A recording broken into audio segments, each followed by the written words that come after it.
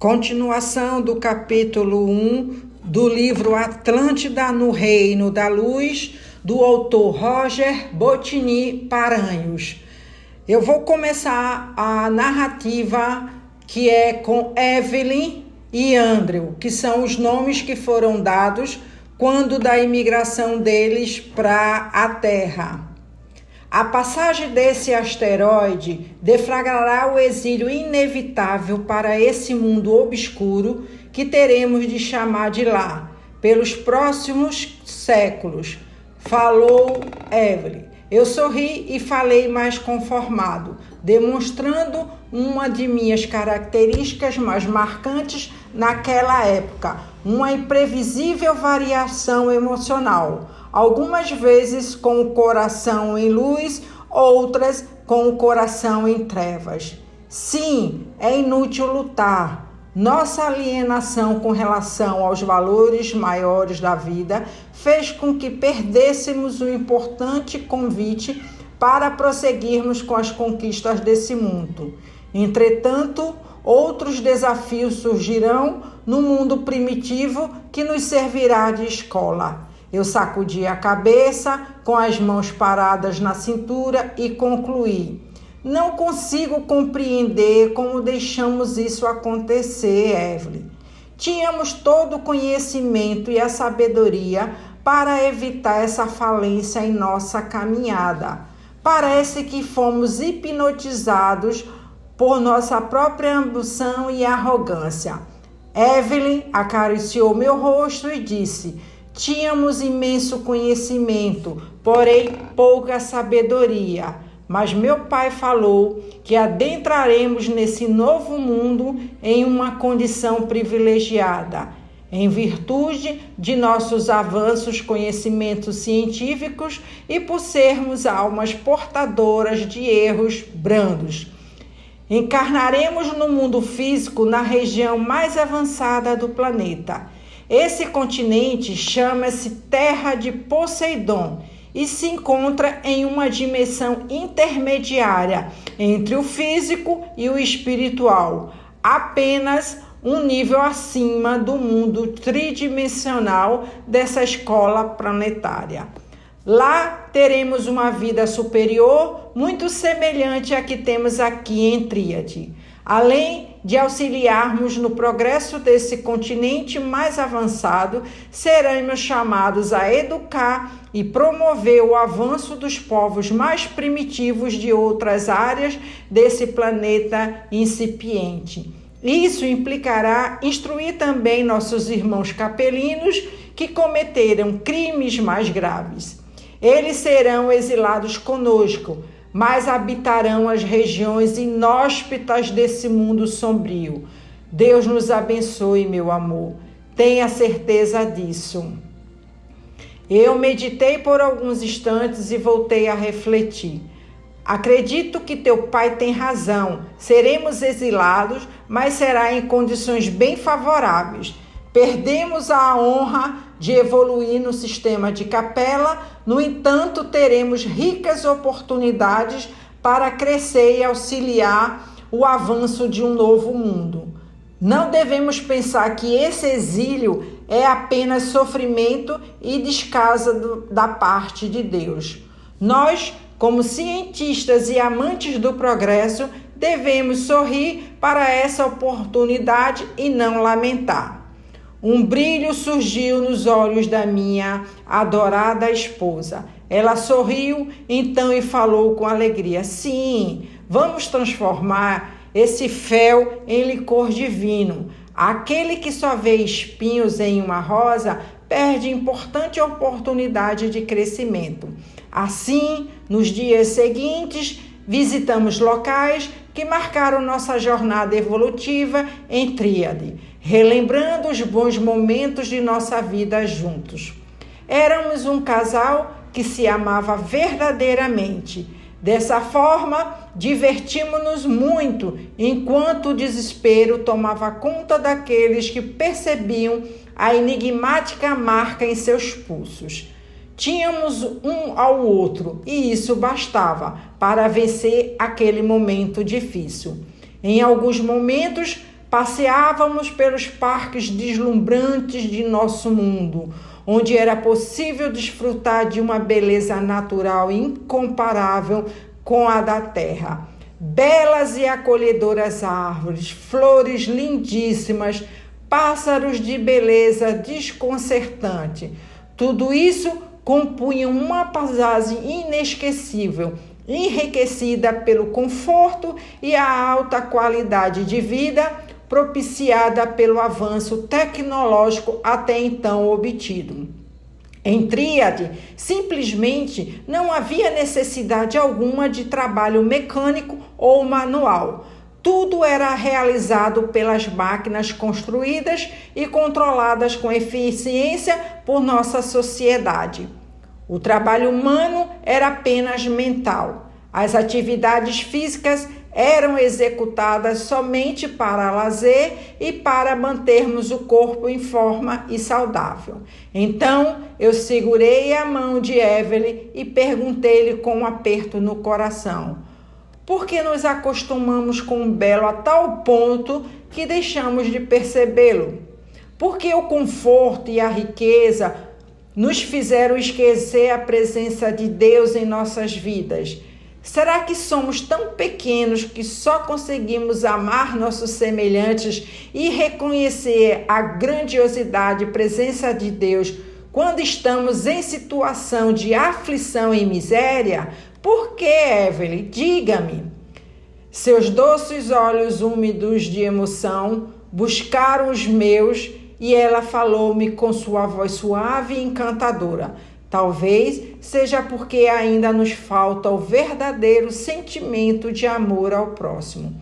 Creio que quando demonstramos espiritualidade nos momentos de dor e aflição, trata-se somente de um reflexo instintivo em busca da proteção e do amparo de uma força maior. As almas sublimadas que já se tornaram eleitas a uma vivência superior, liberta das rodas kármicas, não se esquecem de Deus quando superam as dificuldades da vida, na verdade. Elas passam a trabalhar mais intensamente pela obra do Senhor dos mundos. A maior das provações não está na pobreza e na doença, mas sim na riqueza e no poder. E essa é a prova coletiva porque nosso mundo agora está passando.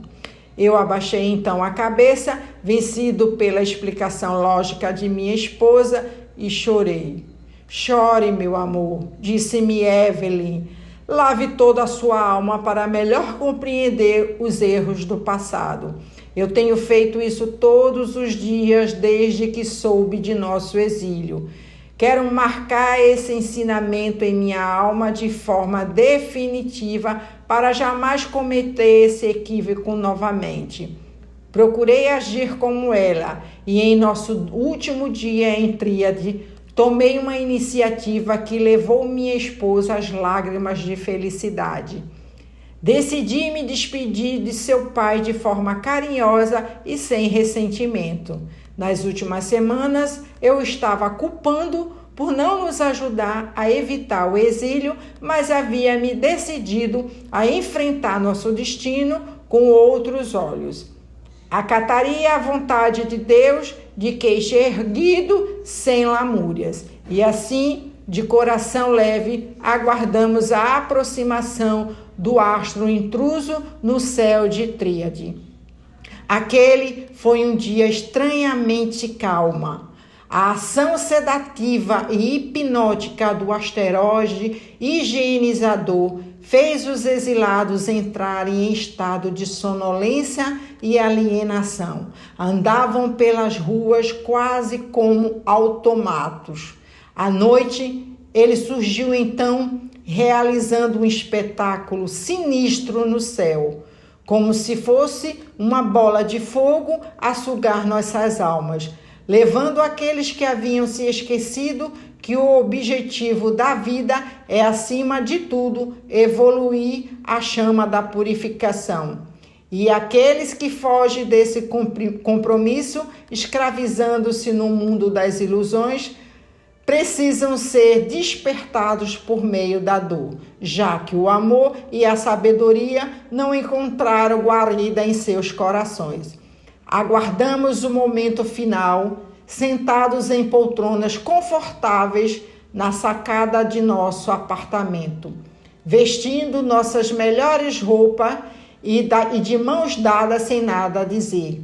Ficamos a observar a aproximação daquela terrível bola de fogo que parecia hipnotizar-nos.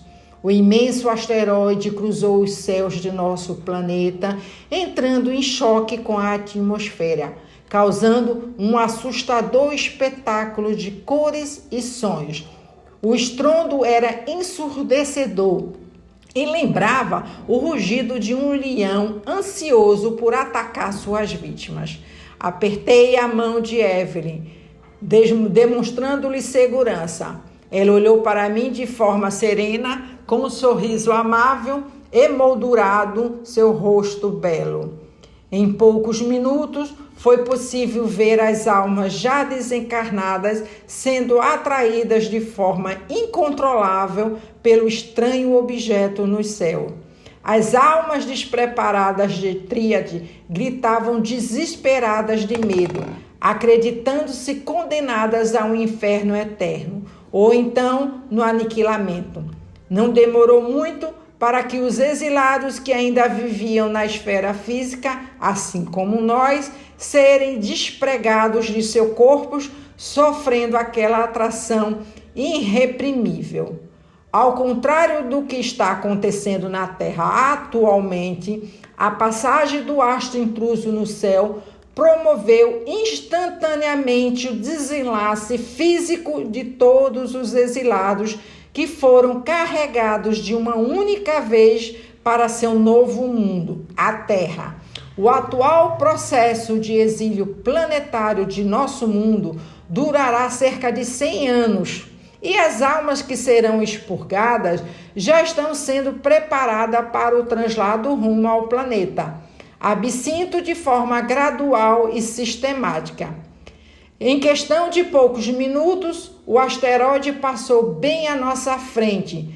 Segurei firme a mão de minha esposa e disse-lhe: sinto-me tranquilo. Estarei em breve em um mundo desconhecido, onde viverei muitos desafios, mas você estará lá comigo, e isso me traz paz no coração. Quero viver ao teu lado por toda a eternidade, meu amor.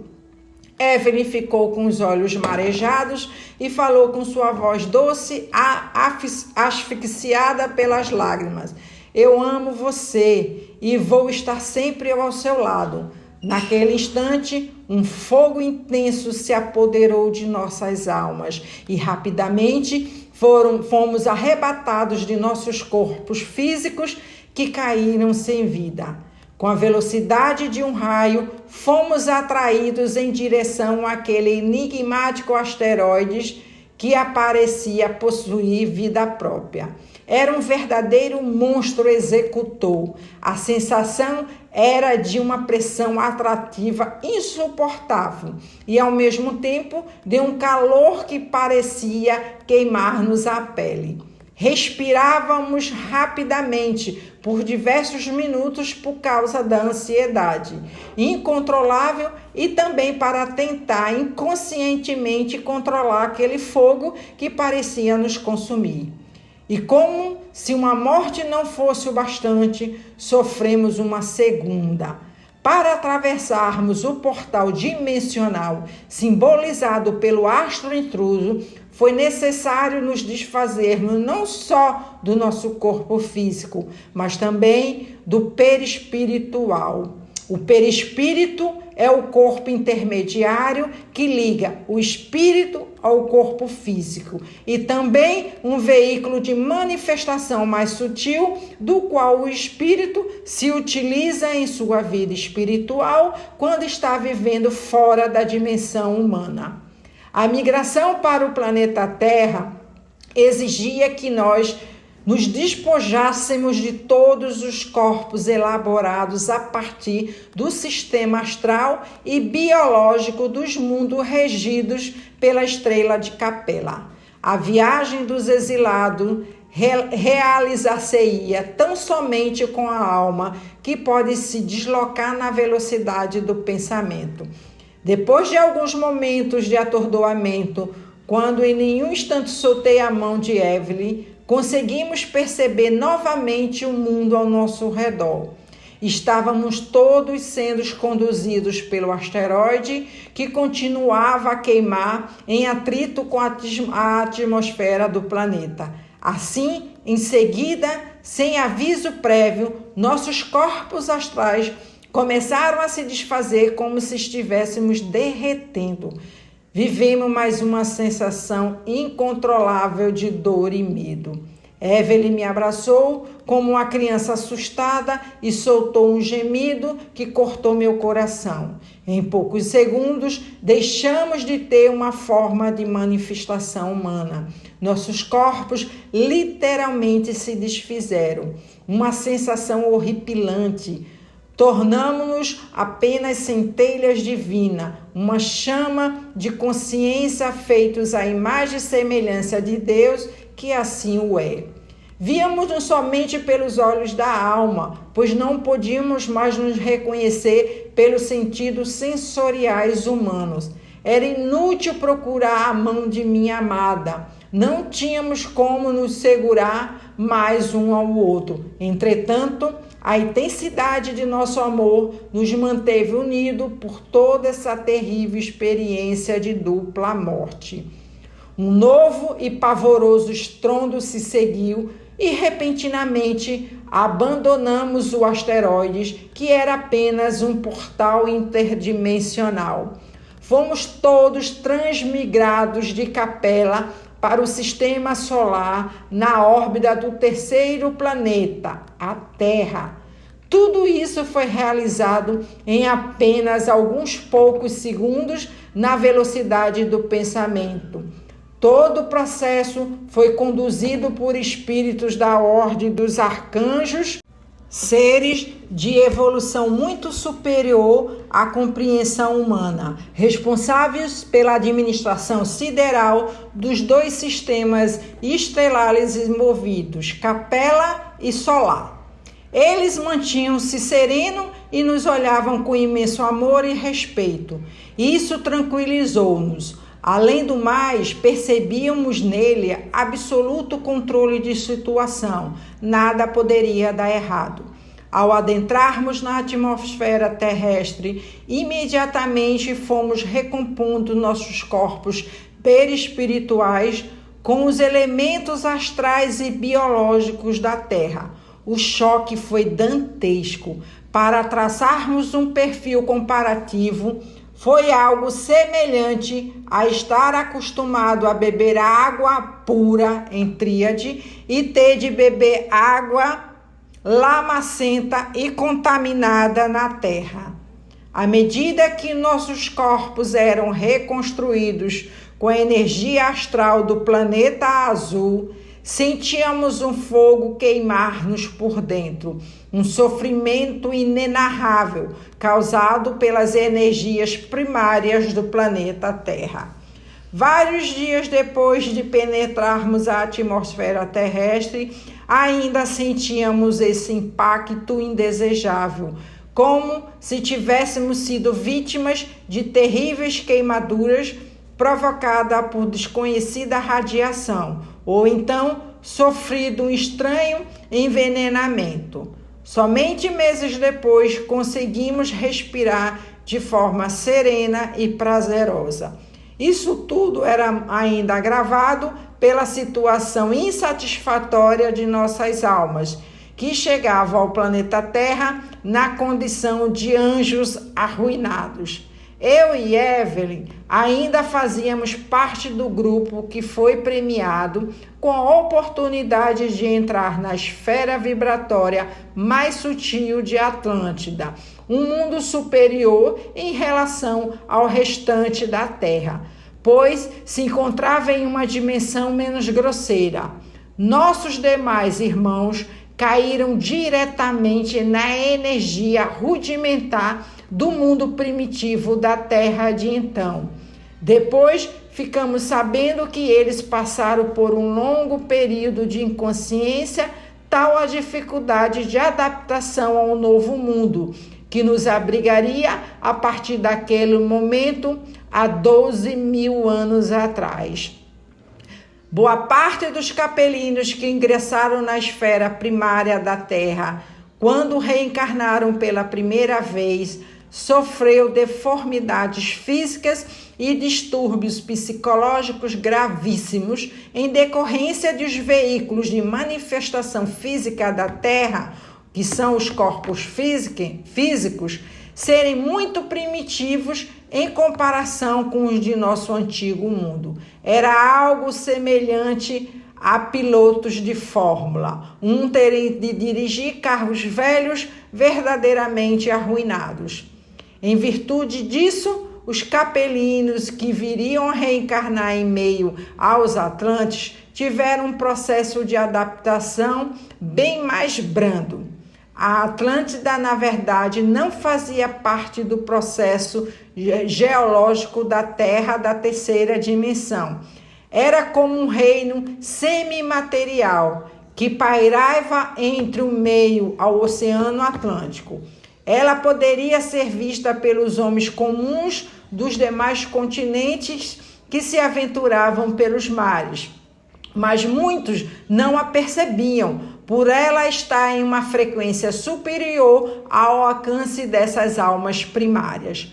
Muitas das lendas sobre os discos voadores e seres alados dos povos antigos nada mais eram do que visitas dos avançados atlânticos, realizadas a esses povos para auxiliá-los em sua caminhada rumo ao progresso.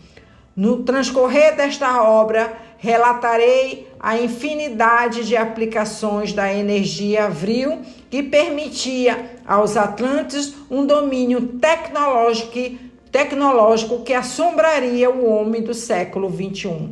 A própria teoria científica do continente único Pangeia demonstra que não havia um continente físico em meio ao Oceano Atlântico. Encaixe entre as Américas e a Euráfrica, Europa e África. Mostra de forma clara que os continentes estavam unidos até o período Jurássico, quando o mundo era dividido entre um continente único e um imenso oceano primordial. Durante o Jurássico, Pangeia se fragmentou, formando os continentes Gondwana e Laurásia. Esse processo de fragmentação se seguiu por muitos milhões de anos até se tornar o mundo que conhecemos. Somente há 12 mil anos, a Atlântida iniciou então seu processo de integração com o mundo da terceira dimensão, para pouco tempo depois desaparecer nas águas do imenso Oceano Atlântico. Um dia abordaremos com mais detalhes as diversas dimensões que compõem a vida na Terra.